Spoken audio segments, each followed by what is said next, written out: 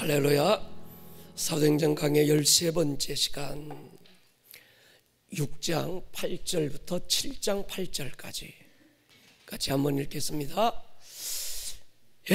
같이 읽겠습니다. 시작. 스데반이 은혜와 권능이 충만하여 이른바 자유민들 즉 구레네인, 알렉산드리아인, 길리기아와 아시아에서 온 사람 회당에서 어떤 자들이 일어나 스데반과 더불어 논쟁할세 스데반이 지혜와 성령으로 말함을 그들이 능히 당하지 못하여 사람들을 매수하여 말하게 하되 이 사람이 모세와 하나님을 모독하는 말을 하는 것을 우리가 들었노라 하게 하고 백성과 장로와 서기관들을 충동시켜 와서 잡아가지고 공회에 거짓 증인을 세우니 이르되 이 사람이 이 거룩한 곳과 율법을 거슬러 말하기를 마지 아니하는도다. 그의 말에 이 나사렛 예수가 이곳을 헐고 또 모세가 우리에게 전하여 준 규례를 고치겠다함을 우리가 들었노라 하거늘 공회 중에 앉은 사람들이 다 스데반을 주목하여 보니 그 얼굴이 천사의 얼굴과 같더라. 대제사장이 이르되 이것이 사실이냐? 스데반이 이르되 여러분 부영이여 들으소서. 하란에 있기 전 메소포타미아에 있을 때 영광의 하나님이 그에게 보여 이르시되 내 고향과 친척을 떠나 내가 내게 보일 땅으로 가라 하시니 아브라함이 갈대아 사람의 땅을 떠나 하란에 거하다가 그의 아버지가 죽음에 하나님이 그를 거기서 너희 지금 사는 이 땅으로 옮기셨느니라. 그러나 여기서 발붙일 만한 땅도 유업으로 주지 아니하시고 다만 이 땅을 아직 자식도 없는 그와 그의 후손에게 소유로 주신다고 약속하셨으며 하나님이 또 이같이 말씀하시되 그 후손이 다른 땅에서 나그네가 되리니 그 땅 사람들이 종으로 삼아 400년 동안을 괴롭게 하리라. 또 이르시되 종 삼는 나라를 내가 심판하리니 그 위에 그들이 와서 이곳에서 나를 섬기리라 하시고 할례의 언약을 아브라함에게 주셨더니 그가 이삭을 낳아 여드레 만에 할례를 행하고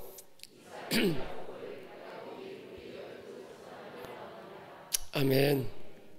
할렐루야.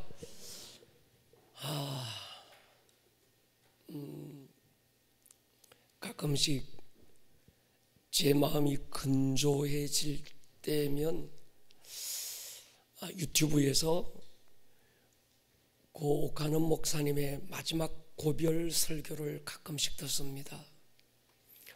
한 시대를 예수님의 제자 삼는 모든 사역에 자신의 천부를 불살랐던 선배 목사님의 마지막 설교는 후배로 살아가는 저에게는 듣고 또 들어도 신선한 도전이 되고 격려가 되고 때로는 무서운 책망이 되어 들려오기도 합니다. 그분의 마지막 고별 설교는 고린도전서 15장 31절인데 형제들아 내가 그리스도 예수 우리 주 안에서 가진 바 너희에 대한 나의 자랑을 두고 단언하노니 나는 날마다 죽노라.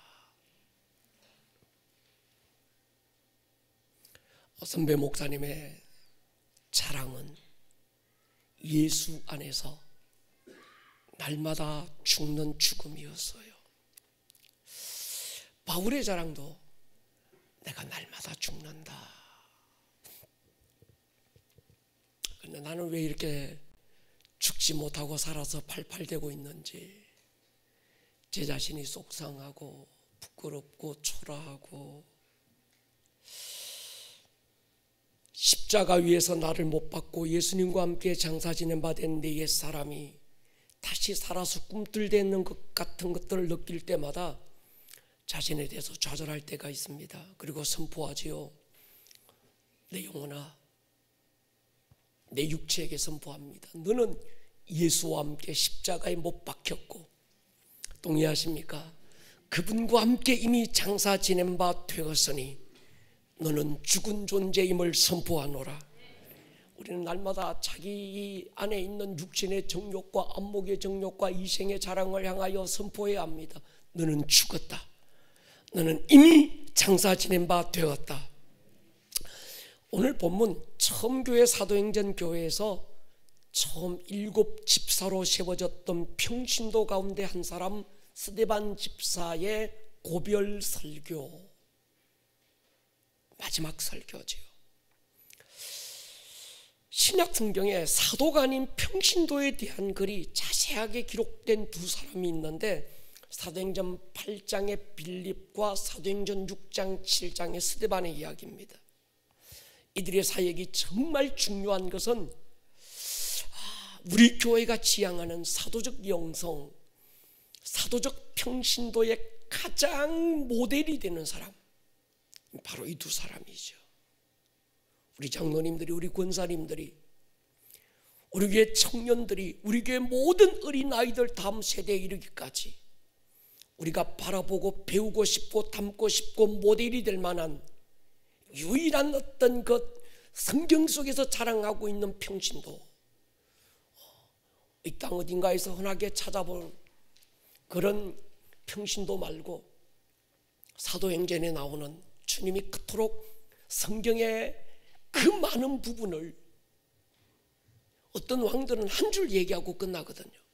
그런데 이 평신도들에 대한 사역이 2장씩, 사도행전 8장, 사도행전 9장까지, 사도행전 6장, 사도행전 7장 광범위한 범위 안에서 자랑하고 있는 이 평신도가 우리 교회 평신도가 됐으면 좋겠습니다. 지난 시간까지는 사도들에 대한 내용들이죠. 사도들이 예수의 이름으로 기사와 이적을 일으키고 관원들이, 대제사장들이 예수의 이름으로 가르치지도 말고 말하지도 마라, 협박하고 막 옥에 집어넣고 그랬음에도 불구하고 그들의 지시를 어기고 담대하게 복음을 전하다가 감옥에 끌려갑니다. 그러니까 사도들이니까 그 정도 돼야지. 그래, 예수님의 제자들인데 이 정도는 돼야 사도들이고 영적 리더가 아니겠는가 싶은 거지요. 제가 전에 그런 도전을 던진 적이 있습니다. 사자가 이끄는 노루부대, 노루가 이끄는 사자부대, 리더가 누구냐에 따라서 사자를 노루로 만들고 노루를 사자로 만들 수도 있는 거지요. 평신도 스데반이 노루가 사자가 되었습니다. 그 안에 있던 사자의 DNA를 끄집어내준 사도들이 그들에게 있었던 거죠. 여러분, 가슴에 불이 없는 자는 다른 누군가의 가슴에 있는 불씨를 꺼트릴 수 있습니다. 참 이게 영적인 법칙 같아요.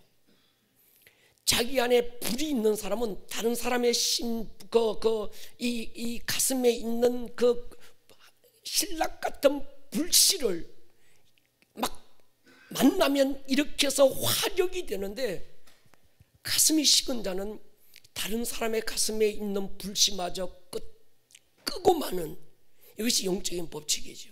그러니까 여러분, 가슴이 식은 자를 따르지 마십시오. 아멘 하십시다. 여러분 가슴에 붙은 불씨마저 꺼트릴 수 있습니다.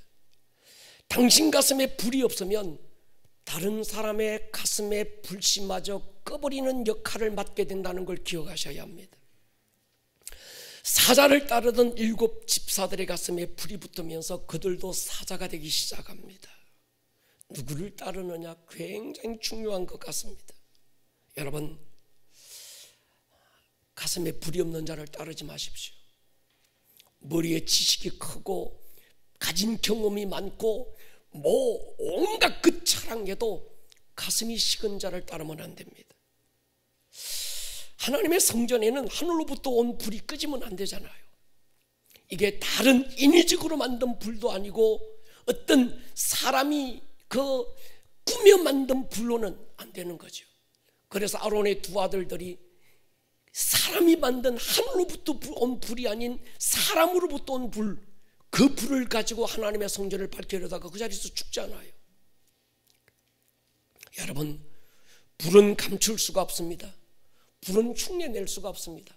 가까이만 가도 열기가 느껴지는 거예요. 그 사람의 말만 몇 마디 들어도 그 가슴이 느껴집니다. 가슴은 싸늘하게 식어 있으면서 머리만 냉철하게 차가운 사람들을 경계하십시오. 어떻게 보면 그런 사람들이 멋있어 보일 수 있습니다.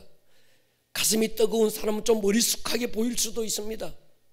그러나 여러분, 신앙은, 영적 여정은 논리나 말장난에 의해서 결정되는 게 아닙니다. 주님의 제자로 부르심을 받은 사람들의 특징, 가슴이 뜨거운 사람들이었어요. 사도행전의 7 집사로 부름받은 사람들, 그들은 지혜와 성령이 충만한 사람, 할렐루야, 가슴에 불이 있는 사람들을 하나님이 세우셨던 거죠. 오늘 이 스데반 그런 면에서 굉장히 아름다운 사람입니다. 오늘 스데반의 이 설교가 그의 인생의 고별 설교, 처음 설교이자 마지막 설교가 됩니다. 설교를 하던 도중 돌에 맞아 순교하지요. 저도 그런 생각을 해봤습니다. 내 인생에 나는 마지막에 무슨 설교를 하게 될까? 미국의 대각성 운동을 일으켰던 조나단 에드워즈가 설교하시다가 그분이 하나님께 부름받습니다. 18세기 영국 부흥을 주도했던 조지 휘필드는 이런 말을 남겼습니다. 나는 녹슬어 없어지기보다 주를 위해서 달아서 죽고 싶다. 한때 가슴이 뜨거웠던 때 이분들의 조지 휘필드의 말이 제 가슴에 꽂혀서 저도 하나님께 두 주먹 불끈 쥐고 그런 기도를 했던 것 같습니다. 하나님, 녹슬어 없어지지 않게 해주십시오. 병들어 죽지 않게 해주십시오. 그러나 주를 위해서 마음껏 사용하다가 달아서 죽게 해주십시오.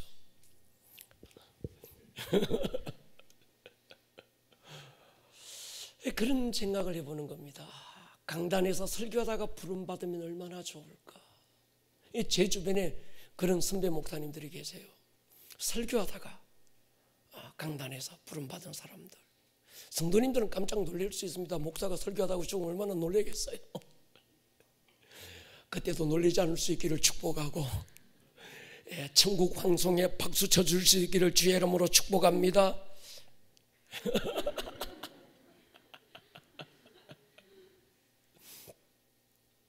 오늘도 아이들 데리고 새벽에 일찍 명성산을 우리 오하비 애들을 데리고 올라갔다 왔는데, 쟤들은 쌩쌩한데 저 혼자 지금 비실비실 눈이 안 떠져요. 눈이. 설교가 일찍 끝날 수도 있을 겁니다. 여러분, 그런 생각을 합니다. 인생의 끝이 참 중요하다. 시작도 중요하지만 마지막이 중요하다. 제가 산을 올라갔다 내려오면서 우리 오하비 애들이 그런 얘기했습니다. 얘들아, 산을 올라가는 것도 중요한데 산을 내려오는 건 더 중요해. 그래서 산을 오를 때 힘을 다 쓰지 말고 내려올 때 힘을 남겨두고 올라가야 돼. 무슨 말인지 이해는 했는지는 모르겠는데 하여튼 그런 얘기를 한 것 같습니다. 스데반이 이 설교하다가 자신이 돌에 맞아 죽을 수도 있다는 생각을 했을까요? 아니면 못했을까요? 했을 거예요. 왜냐고 하면 그 전에 사도들이 같은 일을 하다가 어떤 곤욕을 당하는지, 어떤 협박을 당하는지를 보았기 때문입니다. 지금 대제사장들과 관리들이 독이 오를 대로 올라 있는 상황입니다. 누구 한 놈이라도 걸리기만 걸려봐라. 지금 벼르고 있는 상황이죠. 그 상황을 스데반이 모르고 있는 것이 아닌데도 불구하고 이 스데반은 조금도 타협이 없고 조금도 꺾이지 않습니다. 사람들은 스데반의 모습을 두고 생각할 수 있습니다. 좀 미련하지 않냐? 상황이 상황인데 좀 자제하다가 나중에 얼마든지 더 큰 일을 할 수도 있고, 그런데 지금 저렇게 죽으면 개죽음 당하는 게 아니냐? 왜 좀 지혜롭게 대처하지 못하느냐라고 생각할 수도 있습니다. 그런데 저는 다르게 생각합니다. 오늘 스데반의 한편의 설교가 어떤 영향력을 주었는지 보면 됩니다. 사도행전 7장 57절 60절 보십시오. 그들이 큰 소리를 지르며 귀를 막고 일제히 그에게 달려들어 성 밖으로 내치고 돌로 칠세 정인들이 옷을 벗어 사울이라는 청년의 발 앞에 두니라. 그들이 돌로 스데반을 치니 스데반이 부르짖어 이르되 주 예수여 내 영혼을 받으시옵소서 하고 무릎을 꿇고 크게 불러 이르되 주여 이 죄를 그들에게 돌리지 마옵소서 이 말을 하고 자니라. 스데반인이 그 설교가 굉장히 깁니다.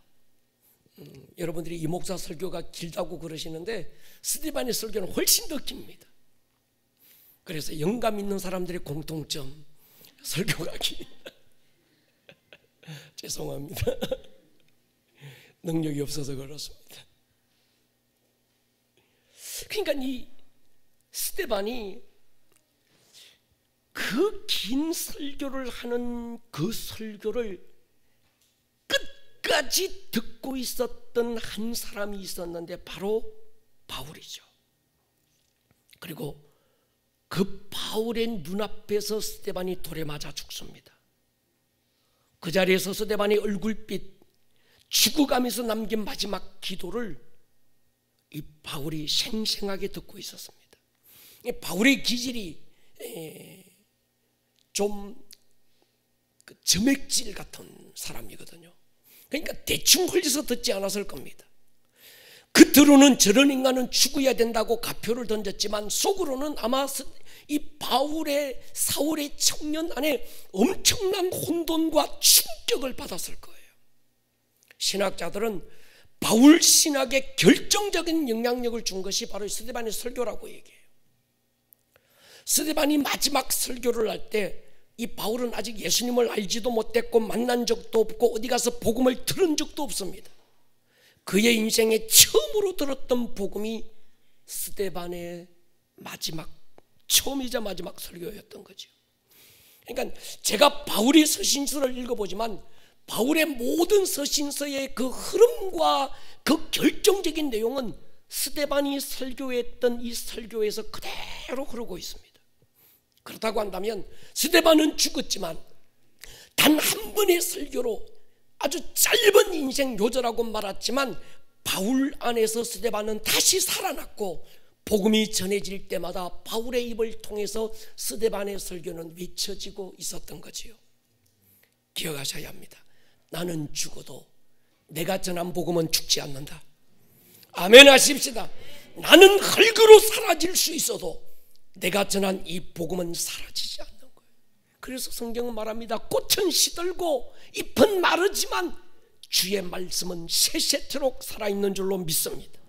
그래서 때가 되면 꽃으로 피고 열매를 맺게 되는 거지요. 그래서 여러분 기도할 때도 말씀으로 기도할 수 있기를 축복합니다. 말씀을 그냥 읽지만 말고 그 말씀이 여러분들의 기도가 되게 하셔야 합니다. 더 깊이 나가면 그 말씀이 여러분들의 입에 선포가 되어야 될 줄로 믿습니다. 강력한 힘이 말씀에 있습니다. 사람의 말도 어느 정도 힘이 있지만 천지를 창조하신 하나님의 말씀에는 없는 것에서 있는 것 같이 부르시고 죽은 자를 산 자같이 부르시는 창조적인 힘이 있는 줄 믿습니다. 그래서 예수님 그러잖아요. 요한복음 6장 23절에 내 말은 영이요 생명이다. 육은 무익하지만 영은 우리를 살린다는 거예요. 지난 수요 예배 때 지용호 목사님 모셔서 그러시더만요. 하나님의 말씀은 살과 뼈 사이를 가른다고 그러잖아요. 오늘 이 말씀이 여러분의 기도가 되고 아멘 하십시다. 여러분들의 입술에 선포가 될 때 할렐루야. 나사로에게 선포하셨던 주님의 선포가 야이로의 딸에게 선포됐던 주님의 선포가 그 결정적인 그 결과가 여러분들에게도 경험이 될 줄로 믿습니다. 언제나 드리는 말씀대로 느낌을 말하지 마십시오. 내 느낌에는요, 내 생각에는요, 내 생각을 얘기하지 말고 느낌을 말하지 마라. 말씀을 말해라. 할렐루야. 느낌에 쏙습니다. 느낌은 언제나 부정적으로 흘러가게 됩니다. 불신앙으로 흐르는 거죠. 아브라함이 자신의 느낌을 말했다면 그는 100세의 아들을 결코 얻지 못했을 겁니다. 아브라함의 믿음은 자기 몸이 죽은 것처럼 느껴지고 아내 사라의 몸이 고목처럼 불가능하게 느껴질 때에도 끝까지 믿음을 입으로 선포하고 할렐루야. 자기가 믿는 하나님은 죽은 자를 살리시는 분, 없는 것에서 있는 것처럼 불러내시는 하나님임을 자기 입으로 선포하는 거예요. 그런데 우리는 내 생각을 자꾸 얘기하는 거예요. 내 생각에는 말이에요, 내 경험에 비추어 보면 말이죠,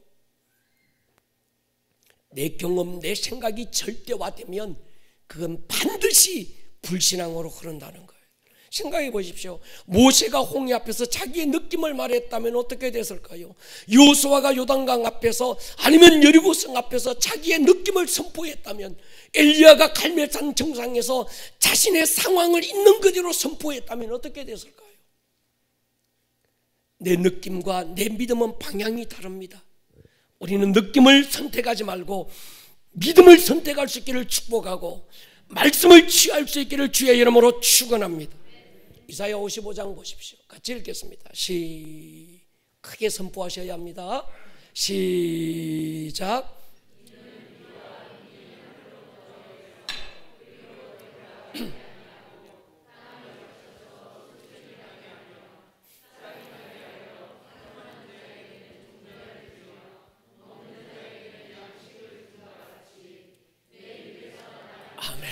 아멘.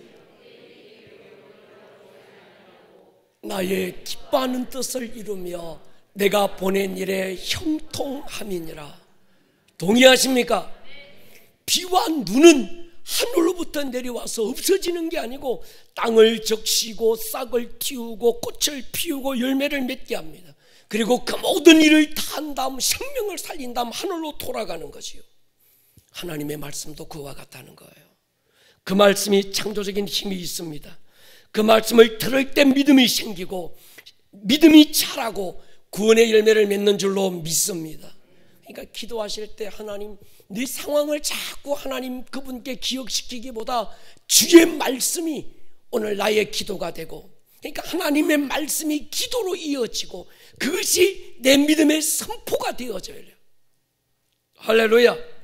바울은 나중에 이렇게 권면합니다. 때를 얻든지 못 얻든지 말씀을 선포해라. 동의하십니까? 우리도 그래야 됩니다. 듣든지 안 듣든지 우리 입에서 계속 말씀이 하가다 될 수 있는, 그래서 우리 아이들이 어릴 때부터 저 하가다 하는 이유가 굉장히 중요합니다. 저 아이들 속에 그의 입이 하나님의 말씀을 기억하게 만드는 거예요. 때를 얻든지 못 얻든지 주의 말씀이 내 입에서 떠나지 않는 사람. 스데반의 설교를 들어보면 스데반의 설교에 참 군더더기가 없습니다.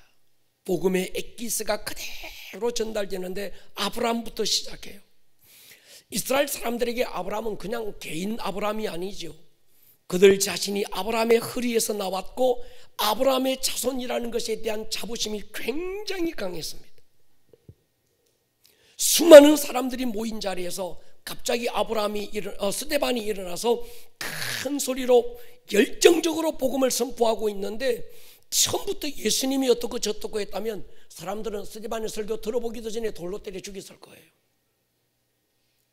그런데 처음 시작을 아브라함부터 하니까 듣던 사람들이 다 공감하기 시작하는 거죠. 고개를 끄덕이고, 맞아, 내가 아브라함의 자손이야, 끄덕끄덕 경청하게 만들어 놓고, 그 아브라함의 이야기가 아브라함의 이야기로 끝나는 게 아니라 이 아브라함이 바로 예수 그리스도 그분을 말하고 있다는 거예요. 할렐루야. 그래서 여러분, 스데반의 설교는 두 가지로 나눌 수 있습니다. 첫 번째는 모든 인생은 나그네로 살다가 본향으로 돌아간다. 두 번째는 믿음은 하나님의 약속을 믿는 거다. 이 두 가지입니다. 아브라함이 지금 이라크 갈대아 우르라는 지역에서 살았습니다. 하나님께서 아브라함에게 나타나셔서 아브라함아, 얘 고향 본토 친척 아비집을 떠나 내가 네게 지시하는 땅으로 가라. 하나님께서 아브라함을 왜 갈대아 우르에서 가나안으로 옮기셨을까? 환경이 중요하죠. 맹자의 엄마는 3번 이사했다고 그러잖아요. 자녀의 교육을 위해서. 신앙도 환경이 중요합니다. 고향의 안락한 환경보다는 하나님 한 분만 의지할 수밖에 없는 환경으로 옮기시는 거예요. 여러분, 신앙의 출발은 받고 얻고 누리는 것이 아니라 떠나는 데서부터 시작됩니다. 제자들을 부르실 때도 뭡니까? 배와 그물을 버리고 나를 따르라 그러잖아요. 버리는 게 먼저죠. 떠나는 게 먼저지요. 한국 교회를 보십시오. 일제강점기 때 먹고 살기 어렵고 힘들었던 보리고개 넘어갈 때 그때 복음의 불이 붙었습니다. 한국에서 복음화 비율이 가장 낮은 지역이 경상북도 안동 지역입니다. 왜 안동 지역에 복음이 그렇게 안 들어갈까? 한 가지입니다. 그들은요, 조상 대대로 내려오던 그 동네 그 집에서 지금까지 살고 있는 거예요. 그러니까 한 번도 고향을 떠난 적이 없어. 그런데 북한에서 내려온 이 실향민들, 그들을 통해서 복음이 왕성하게 전해졌습니다. 한국교회 붕의 결정기 1970년대 산업화가 시작되면서 청년들이 대거 고향을 떠나서 도시로 이주하기 시작했습니다. 고향과 부모를 떠나온 그들이 의지할 때라고는 교회밖에 없었습니다. 그래서 1973년 5월 30일부터 6월 30일까지 여의도 광장에서 열렸던 빌리그리암 목사님 초청했던 연인원 120만 명이 동원됐던 집회, 한경직 목사님의 사회로 성가대만 그때 7천 명이 있었대요. 1974년 8월 엑스폴로가 열렸을 때 150만 명, 1977년 엑스폴로에는 200만 명, 1980년 엑스폴로 때는 220만 명이 모였습니다. 이런 부흥이 막 강하게 도화선처럼 불이 붙던 데는 여러 가지 성령님의 역사나 하나님의 섭리가 있었겠지만 환경적으로 보면 그때 당시 그 사람들이 고향을 떠난 실향민들인 거죠. 시골에 고향을 두고 떠나왔던 그 서울에 와서 혼자 있던 그 사람들, 북한에 고향을 두고 떠나왔던 그들, 오갈 데 없었던 그들, 외롭고 답답하고 힘들었던 그때 그들이 의지할 때라고는 하나님밖에 없는 거죠. 여러분, 돌아갈 곳을 남겨두지 않는 자는 자세가 다릅니다. 타고 온 배를 불태워버린 자만 오늘 주어진 일에 최선을 다하는 거죠. 바울이 얘기했던 것은 나는 지난 시간 모든 건 아무것도 없다.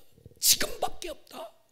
제가 존경하는 우리 김윤석 교수님은 한 말씀만 늘 하세요. 하루살이 인생. 오늘밖에 없다는 거예요. 지금밖에 없다는 거죠. 할렐루야. 엘리사와 베드로의 차이가 그렇습니다. 베드로는 나중에 주님 따라온다 그럴 때 따라왔습니다. 근데 뭘 놔두는가 하면 배와 그물을 놔두고 온 거예요.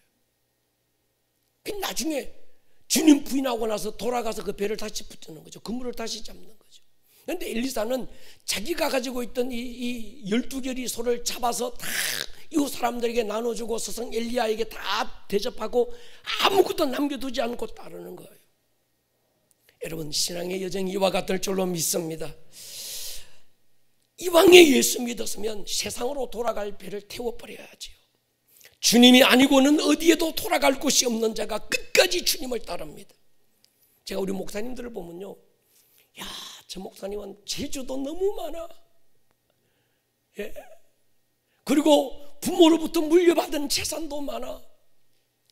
이런 분이 성공하는 걸 제가 못 봤어요. 목회에 전념하는 걸 못 봤습니다. 죄송한데. 근데 저같이 배운 것도 짧아, 아는 경험도 별로 없어, 물려받은 재산도 아무것도 없고 가난밖에 없어, 이런 사람은 목회 하나에 목숨 거는 거예요. 할렐루야. 여러분, 이 신앙도 마찬가지입니다. 안주하면 안 되는 것 같아요. 너무 편한 게 복이 안 됩니다. 그래서 성경은 나그네 의식을 자꾸 일으켜 주는 겁니다. 아이들에게도 헝그리 정신이 필요한 거예요.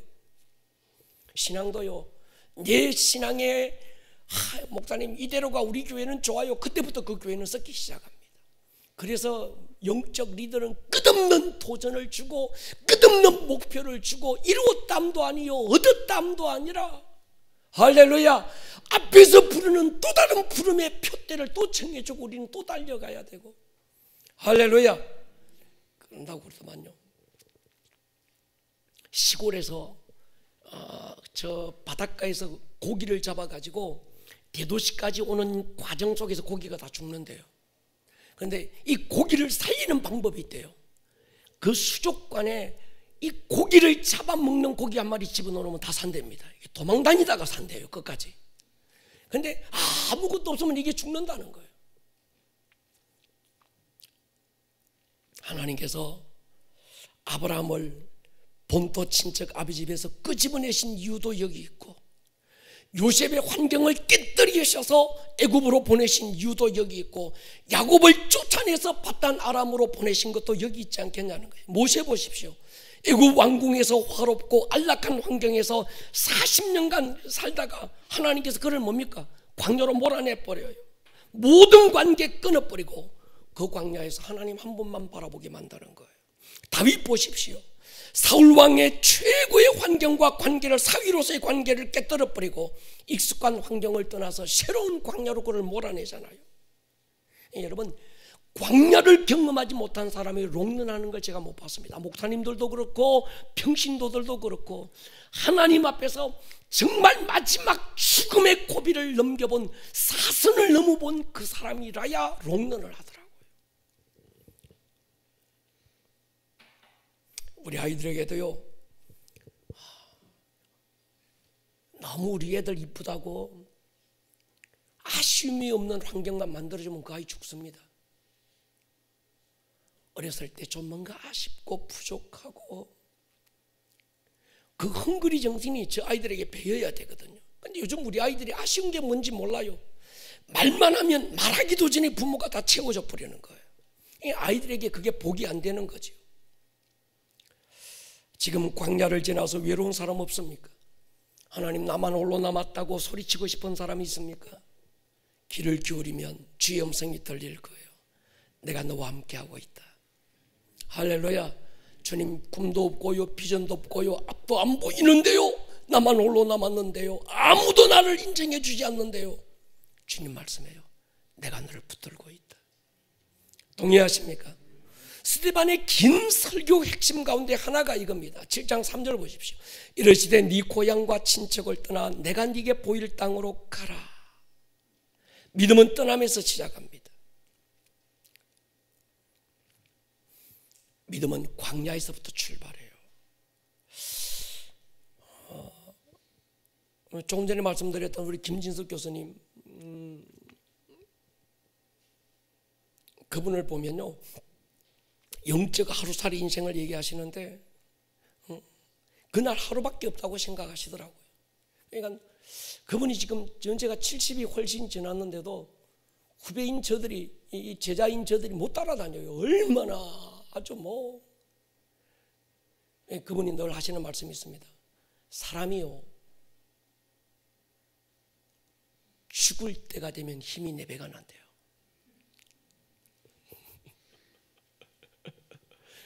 사람이 죽을 때가 되면 자기도 생각지도 못했던 힘이 4배가 나는데, 이분이 늘 그 얘기합니다.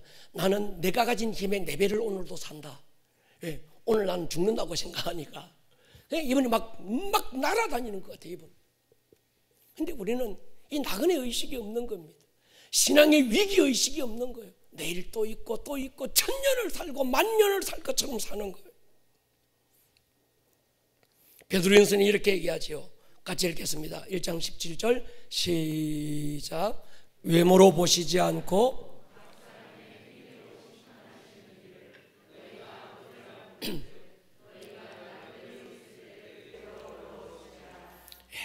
나그네로 있을 이때를 두려움으로 지내라. 나 나그네들이라고 제가 그러잖아요. 이나그네, 김나그네, 박나그네, 하나그네, 다나그네, 나그네. 이 땅이 종착역이 아니죠.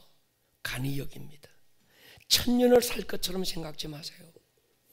내일 이사 갈 사람처럼 오늘 좀 불편하더라도 이기고 사셔야 합니다.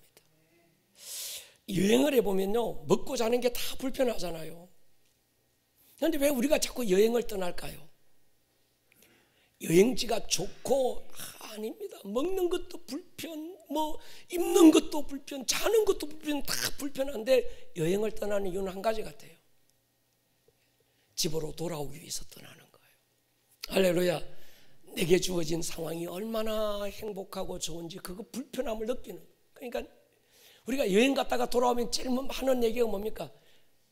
우리 집이 좋아, 이러고 돌아. 그거 느끼려고 여행 떠나는 거예요. 어떤 분은 2박 3일 여행하면서 평생을 여행지에서 살 것처럼 한 보따리 막 싸가지고 오잖아요. 그게 뭐 햇반부터 시작해서 뭐 온갖 고추장 양념부터 시작해서 다 바리바리 싸가지고, 목사가 보면 저 사람 2박 3일 여행할 게 아니라 저기서 한 달 있을 것 같아. 집으로 안 돌아갈 사람처럼 보이는 사람들이 있습니다. 그러니까 여러분, 우리는 주님 부르시면 내일 돌아갈 사람처럼 영적 하루살이 인생으로 살 수 있기를 축복합니다. 여러분, 이 나그네는 현실 도피자가 아니에요. 나그네에게는 안전이 없잖아요. 매일 도전하고 매일 모험하는 거죠. 모든 삶이 개척인 겁니다. 영적 사람의 특징, 개척 정신이죠. 어차피 안전지대는 없습니다. 가장 안전한 곳이 어딜까요? 하나님 의지하고 도전하는 순간만 안전한 줄로 믿습니다. 하늘 올라가 보십시오. 얼마나 위험합니까? 뭐 바다를 가보지, 배를 타도 불안전하고, 뭐 KTX를 타도 불안하고, 뭐 자전거를 타도 다 불안한데 언제가 가장 안전할까요? 믿음의 사람의 안전지대는 아골골짝 빈들에도 주 의지하고 다시 일어날 때, 할렐루야, 목자 대신 그분이 내 곁에 있을 때만 가장 안전한 줄로 믿습니다. 아브라함만이 아니죠. 이삭이 그랬고, 야곱이 그랬고, 요셉이 그랬습니다. 이삭은 글 아래서 우물 파면서 브레셋 사람들이 뭐라고 하면 싸우고 막 다투고 그러지 않습니다. 양보하고 다른 데 또 우물 파는 겁니다. 야곱은 가나안에서 밧단 아람에 있는 외삼촌 라반의 집에 떠나서 거기서 나그네로 살다가 나중에 고향으로 돌아오잖아요. 여러분, 이 나그네로 산다라는 게 참 중요한 것 같아요. 주님, 나그네로 사는 은혜를 부어주십시오. 제가 일전에 이스라엘을 여행할 때 가이드분이 이런 얘기를 하더라고요.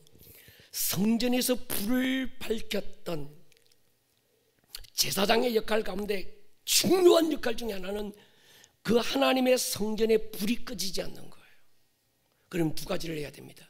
기름을 계속 공급해야 되고, 또 하나는 불똥을 제거해 줘야 되는 거예요. 불똥을 제거해 주지 않으면 거름이 일어나고, 기름이 끊기면 결국 심지를 태워서 불을 밝히고 오래 못 가는 거죠. 그래서 제사장은 밤새 조를 짜서 거기에 기름을 계속 올리브 기름을 공급해 주는 겁니다. 근데 이 올리브 기름은 아무 기름이나 쓰는 것이 아니라 올리브 열매를 따서 떼고 으깨서 첫 기름을 딱 한 방울 떨어뜨리면 그 기름을 모아다가 하나님의 성전에 불을 밝히는 데 썼다는 거예요. 하나님은요, 아무 기름이나 안 쓰시는 것 같아요. 이 올리브 열매가 이게 기름을 짜기 위해서는 이게 깨지고 막 으깨지고 아주 막 빵아지고 막 압력에 눌려서 거기서 나온 기름 한 방울 탁, 그걸로 하나님의 성전에 불을 밝힌다는 거예요. 여러분, 커피를 들이부을 때도 마찬가지입니다. 생두빈이 뜨거운 불에 태워져서 로스팅이 됩니다. 너무 많이 타도 쓴맛이 나고 적당한 온도가 산미도 있고 좋습니다. 로스팅에서 제일 중요한 건 이 적당한 온도, 그리고 시간이 굉장히 중요합니다. 근데 맛있는 커피를 먹으려면 한 과정이 더 남았습니다. 분쇄기에 넣고 가는 거예요. 야, 이게 갈릴 때 나는 향이, 이건 달콤한 것 같아요. 내가 깨어질 때 나는 그 향이라야. 할렐루야. 한 여인이 주님의 발 앞에서 옥합을 깨버렸을 때 그 방 안에 향유 냄새가 가득하잖아요. 주의 전에 내가 깨어질 때 깨어진 이 깨어짐 속에서 나타나는 향이라야 주님의 임재로 그 예배를 채울 수 있는 사람. 그러니까 그런 사람을 주님은 찾으시는 것 같아요. 주여, 이 예배 현장에 나를 깨서, 나를 엇깨고 나를 막 뭉개서, 하나님, 깨어진 내 안에서부터 터져 나오는 그 향이 주님의 임재로 이 예배 향을, 이 예배 전을 가득 채울 수 있는 사람. 깨어진 그 향으로, 그 기름으로 주님의 임재의 불을 밝힐 수 있는 그 한 사람이 필요한 거예요. 저와 여러분들이 될 수 있기를 주의 이름으로 축원합니다. 깨어짐을 두려워하지 마십시오. 고아여행에 생포되어 나는 혼자야, 아버지가 있는데도 불구하고 마치 아버지가 안 계신 자처럼 살지 말아야 합니다. 엘리야가 그러잖아요. 하나님, 나만 남았나이다. 주님 말씀해요. 내가 너와 함께 있다. 그리고 네 눈에 보이지 않지만 너를 위하여 바알에게 무릎 꿇지 않는 너의 비전과 너의 꿈과 너의 부르심을 위하여 내가 준비된 7,000명의 사람들이 있다는 거예요. 할렐루야. 스데반은 아브라함을 통해서 우리에게 또 하나 강력하게 선포하는데, 그게 뭔가 하면 본질적인 믿음이 뭐냐라고 하는 겁니다. 여러분, 믿음의 본질이 뭘까요? 이제 우리 교회는 이번 주일부터 지난 주일까지 하박국을 끝내고 이번 주일부터 우리 교회의 본질을 찾아가게 될 겁니다. 근데 교회의 본질, 믿음의 본질이 뭘까? 그게 7장 5절이죠. 그러나 여기서 발붙일 만한 땅도 여부로 주지 아니하시고 다만 이 땅을 아직 자식도 없는 그와 그의 후손에게 소유로 주신다고 뭐 했다는 겁니까? 약속을 주신 거예요. 이게 믿음의 법칙입니다. 하나님은 환경을 주는 게 아니라 약속을 주셔요. 아멘 하십시다. 하나님은 약속의 하나님입니다. 약속하시고 그 약속을 믿는 자에게 약속을 이루시는 분. 하나님은 실체를 주시는 것이 아니라 먼저 약속을 주신다. 이해하기 어려울까봐 하나님은 구하는 우리에게 현금을 주는 게 아니라 약속음을 주시는 분. 음도 현금과 동일한 효력이 있지만 음이 현금화되는 데는 약속된 시간이 필요한 거예요. 그리고 그 약속을 믿는 믿음이 필요한 거죠. 그러니까 음이 결제가 되려면 정해진 시간을 기다려야 되는데 그냥 못 기다려. 믿음으로 기다려야 현금이 되는 거지요. 우리의 신앙도 마찬가지입니다. 여러분, 하나님의 약속을 잃어버리면 미신이 됩니다. 미신은 신의 약속이 없습니다. 이렇게 하면 이렇게 될 것이라고 하는 신의 약속이 없이 네가 지극정성 공을 들이고 정말 네가 어떤 이름 그걸 다 하면 지나가던 신이 너에게 감동돼서 복을 줄 거야. 여러분, 지극정성이 믿음이 아닙니다. 지성이면 감천이다. 이건 불신앙의 용어입니다. 우리 하나님은 우리의 지극정성에 감동되는 분이 아닌 줄로 믿습니다. 하나님은 우리가 하나님의 약속을 믿는 믿음에 감동이 되시는 분. 할렐루야. 끝까지 우리 믿음이 지속되지 못하는 이유가 이 기다림에 실패하는 거예요. 하나님께서 아브라함에게 아들을 주기 전에 약속을 주잖아요. 아브라함도 그 시간을 기다리지 못하고 실수하고 인간적인 생각이 앞서서 치우칠 때가 있었습니다. 약속의 땅에 흉년이 들자 애굽으로 내려가기도 하고 거기서 어려움을 당하기도 합니다. 시간이 더 길어지니까 하갈을 통해서 인간적인 수단으로 이스마엘을 낳기도 합니다. 그 한두 번의 실수가 아킬레스건이 돼서 지금까지 그의 자손들이 고통받고 있는 거거든요. 그러니까 여러분, 하나님은 아브라함에게 처음 약속을 주셨고 아브라함이 그 약속을 얼마나 신뢰하고 기다리는가, 끝까지 자기의 상황이나 자기의 환경을 의지하는 것이 아니라 하나님의 약속에 전부를 걸고 있는가 하나님은 눈여겨보시고, 아브라함의 믿음이 약해질 때마다 또 그 약속을 확인시켜 주시고, 창세기 18장에서는 천사들을 보내서 또 내가 네 자손을 하늘의 별처럼 바다의 모래처럼 많게 할 거다. 그득 아브라함이 가졌던 그 약속의 의지를 더 강하게 해주시는 분. 그리고 이렇게 얘기합니다. 로마서 4장에 보면요, 아브라함이 바랄 수 없는 중에 바라고 믿었으니 이는 네 후손이 이 같으리라 말씀하신 대로 많은 믿음의 조상이 되게 하려 하심이라. 백신하되어 자기 몸이 죽은 것 같고 사라의 태가 죽은 것 같음을 알고도 믿음이 약해지지 않았다. 자기의 상황과 자기의 느낌과 자기의 경험으로 볼 때는 이건 도저히 말도 안 되는 건데도 그는 믿음이 약해지지 않았대. 그 믿음이 뭔가? 하나님의 약속을 의심하지 않는 것. 동의하십니까? 약속하신 그것을 또한 능히 이루실 줄을 확신했다. 우리의 믿음이 여기 있으셔야 합니다. 여러분, 이 목사 믿음은 지옥 갑니다. 아멘 하십시다. 여러분, 어떤 장로교 믿어도 지옥 가고요, 교리를 믿어도 지옥 갑니다. 우리는 하나님의 약속을 믿으셔야 합니다. 그 약속의 끝까지, 때로는 아브라함처럼 하나님의 약속이 안 이루어질 것 같은 상황, 절망적인 상황, 내 느낌, 내 상황은 더 불가능한 상황으로 몰릴 때도 있는 거예요. 그런데도 이 아브라함은 약속에 대한 그 믿음이 약해지지 않았다는 거예요. 동의하십니까? 그러니까 여러분, 이것을 하나님은 의로 여기셨다. 하나님이 의로 여기시는 건 내가 착하게 살고 뭐 거짓말 안 하고 내가 윤리적이고 도덕적이고 선배 풀고 그저 뭐 남 구지하고 이게 아닙니다.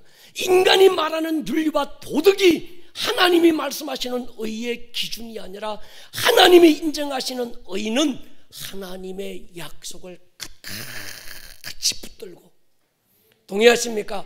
그 약속에 붙들리는 것이거든요. 그러니까 하나님이 일하시는 방법을 이해하지 못하면 우리는 실패합니다. 하나님은 먼저 약속하시고 우리는 그 약속을 믿고 믿었으면 순종하고 나가는 것입니다. 그러니까 하나님은 약속하시고 우리는 믿고 믿었으면 뭐하고 순종하고, 이게 세 가지가. 그러니까 하나님은 내게 이렇게 약속했으니 주여 나는 그 약속을 믿고 또 순종합니다.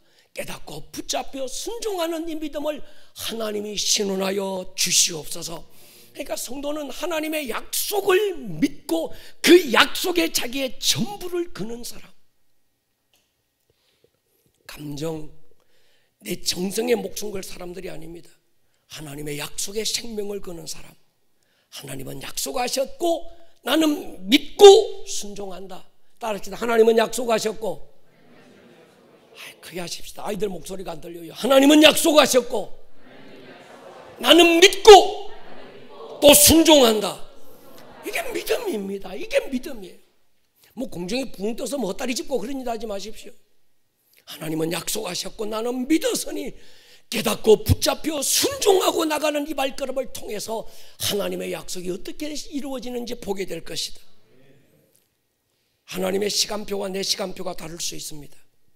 그러나 끝까지 그 약속을 신뢰하고 달려가는 사람, 내 시간에 하나님을 맞추지 말고 하나님의 시간에 나의 시간표를 맞추는 사람, 그냥은 못 기다리는 거죠.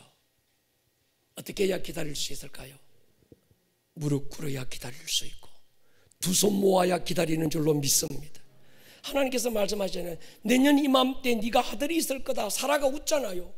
내 나이가 지금 몇인데, 내 생리가 끊어진 게 지금 도대체 언젠데, 내가 지금 90이 넘은 할매인데 내게 지금 어떻게 이 애를 가질 수 있겠냐는 거예요. 속으로 불평하는 거죠. 그때 하나님은 사라의 속마음을 읽으시잖아요.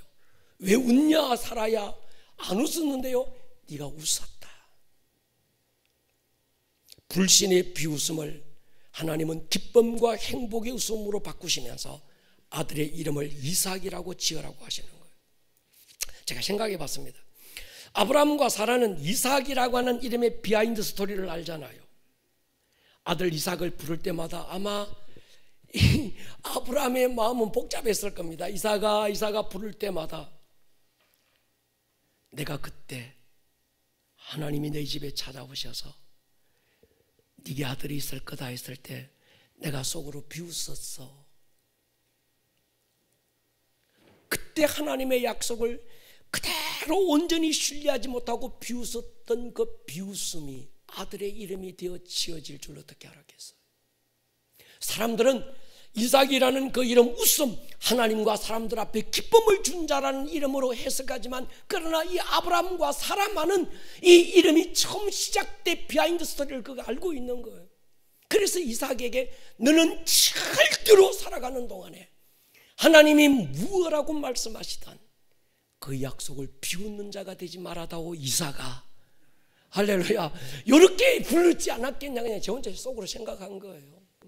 아브라함이 그랬는지는 모르겠습니다만 아마 아브라함은, 내가 아브라함이었으면 그렇게 했을 것 같아요. 이삭아. 그럴 때마다 이삭지는 내가 하나님과 삶을 기쁘게 앉아야 난 웃음이야 막 이랬을 텐데, 근데 아브라함은 알잖아요. 이삭아 부를 때마다 사실 네 이름은 말이야, 내가 하나님의 약속을 끝까지 신뢰하지 못하고 비웃었던 비웃음에서 시작된 거야. 그러니 너는 살아가는 동안에 하나님의 약속이 내게 이루어지지 않을 것처럼 불가능한 상황이 펼쳐질지라도 하나님의 약속을 끝까지 신뢰하는 자가 되어다오. 할렐루야. 기도도 약속을 붙들고 해야 됩니다. 내 지극정에서 나온 기도는 힘이 없습니다. 하나님의 약속을 붙들고 나온 기도라야 그 기도가 힘이 있습니다. 믿고 순종하고 도전하는 거죠. 마가복음 11장 23절에 숨어있는 뜻이 있습니다. 뭡니까? 내가 진실로 너희에게 이르노니 누구든지 이 산들을 들려 바다에 던져지라 하며, 중요한 게죠, 그 말하는 것이, 생각하는 것 말고 이 산들을 바다에 던져지라고 그 입을 벌려 말하는 것이 이루어질 줄 믿고 의심치 않으면 그대로 된다. 여기서 키워드는 믿음과 입으로 선포하는 것이죠. 말하는 것이 이루어질 줄 믿고 입으로 선포하는 것. 그래서 우리 교회가 이젠 이 새로운 시즌에는 하나님의 선포가 막 역사할 줄로 믿습니다. 강력한 도전과 모험과 하나님의 어떤 나라를 침노에 들어가는, 그래서 하나님의 나라가 이 땅을 마음껏 침노에 들어올 수 있도록 하나님의 나라가 주기도문처럼 하나님의 뜻이 이 땅 가운데 이루어지시옵소서. 하나님의 나라는 다 세팅이 되고 완전히 준비가 됐는데 이젠 이 땅 가운데 하나님의 나라가 어떻게 침노에 들어옵니까? 우리가 입으로 말할 때, 내 생각을 말하는 것이 아니라 하나님의 말씀을 말할 때 하나님의 나라가 우리의 삶에 공격해 들어오는 역사가 있을 줄로 믿습니다. 내가 기도하면 병을 하나님 고쳐주실 거야, 그건 믿음이 아닙니다. 원하시면 깨끗함을 받을 것입니다. 주님 말씀합니다. 내가 원하노니 깨끗함을 받아라. 내가 채찍에 맞음으로 너희가 모든疾병을 내가 짊어졌다. 병든 자에게 손을 은전적 나을 것이다. 약속의 말씀을 붙들고 기도할 때 힘이 될 줄 믿습니다. 예수 그리스도 부유하신 분으로 너희를 위하여 가난하게 되셨다. 너희를 부욕케 하기 위하여 그가 가난함을 입으셨다. 이 약속의 말씀을 붙들고 돈 달라고 기도하셔야지. 내가 지극정성 40일 새벽 기도하면 하나님이 감복해가지고 막 돈다발 내려줄 거야. 천만입니다. 그건 미신이고 샤머니즘입니다. 자기 신념이라고 하는 거예요. 새벽 기도 왜 합니까? 하나님이 그 성중에 계심에 성이 요동치 아니하리라. 새벽에 하나님이 도우시리로다.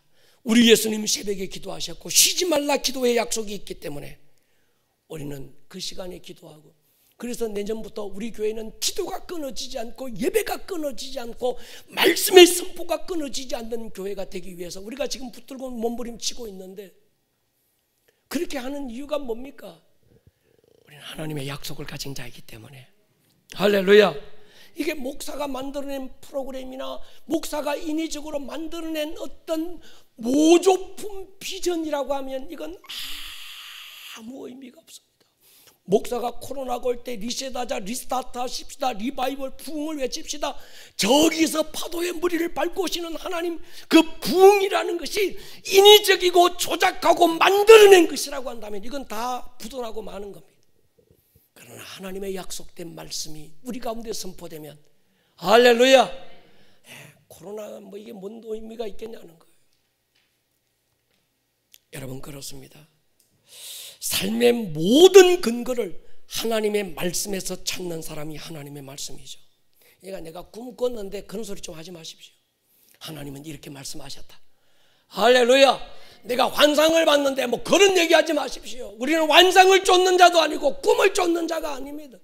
우리는 어떤 개인의 경험을 쫓는 자도 아니고 주는 약속하셨고, 할렐루야, 성경 어디에 주님은 이렇게 약속하셨고 나는 그 약속에 목숨 건 자입니다. 이게 믿음이라는 거예요. 그럴 때 우리의 믿음이 생명력이 있습니다. 머리를 숙여 보십시다.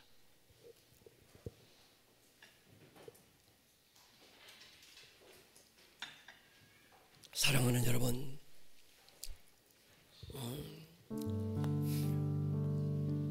주님은 여러분에게 무엇을 약속했습니까? 여러분 성경을 읽을 때, 설교를 들을 때 저 말씀이 내 말씀이야, 레마가 됐던 말씀들이 있을 거예요. 특별한 감동으로 내게 다가왔던 그 말씀, 그 말씀에 생명을 거십시오. 그 말씀에 여러분 올인하십시오. 주의 말씀은 부도나는 법이 없고 때가 되면 반드시 그 약속이 성취되는 분.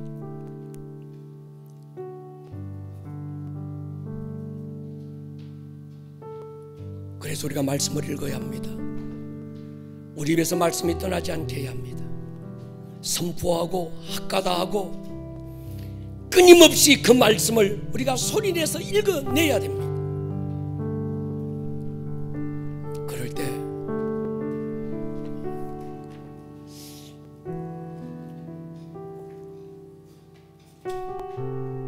우리는 그 말씀을 끝까지 붙들 수 있습니다. 환경은 여러분 안에 있는 약속의 말씀을 빼앗으려고 노력합니다. 마귀는 여러분의 돈을 빼앗는 게 아니라 여러분이 가진 약속을 빼앗는 거예요. 이젠 그 약속을 믿었으면 그 약속으로 기도하고 그 약속으로 선포하게 하여 주십시오.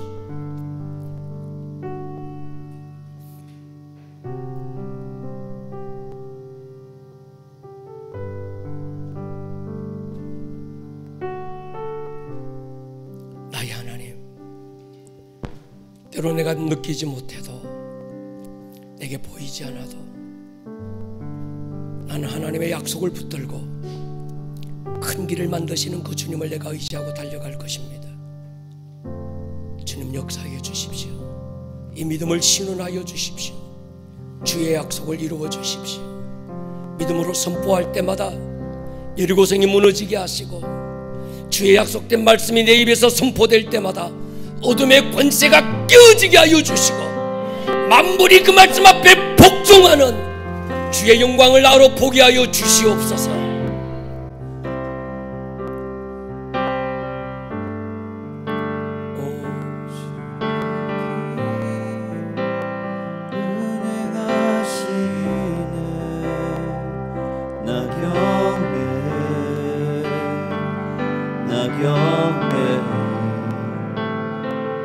주 여기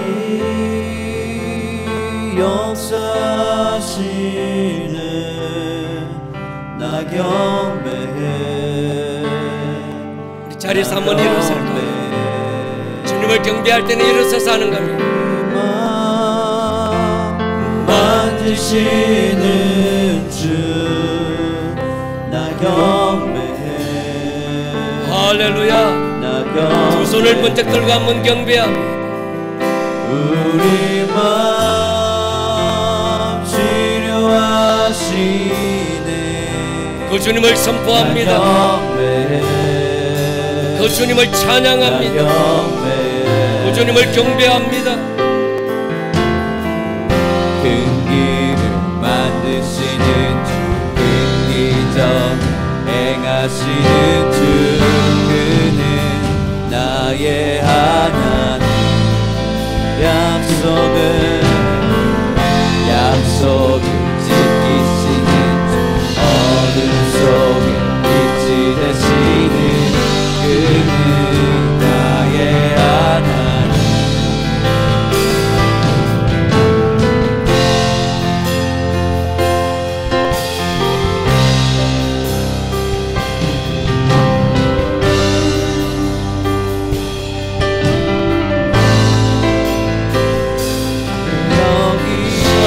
존귀와 영광을 받으십시오.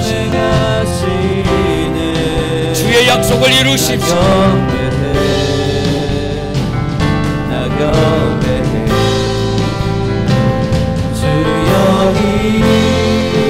할렐루야. 이 밤에 이 공간을 덮어주십시오. 주여, 이 밤에 하나님을 예배하고 약속을 붙든 자의 마음을 덮어주십시오.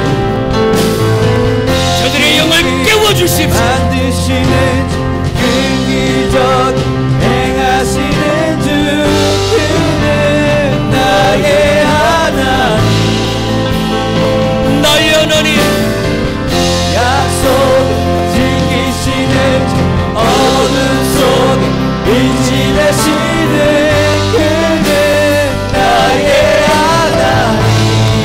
우리를 지키시는 것 주님을 찬양합니다. 흙기를 만드시는 것 주님을 내가 노래합니다. 행하시는 주 그는 나의 하나님. 하나님을 인정하세요. 하나님을 자랑하십시오. 하나님이 하나님이 되시게 하십시오. 그는 나의 하나님.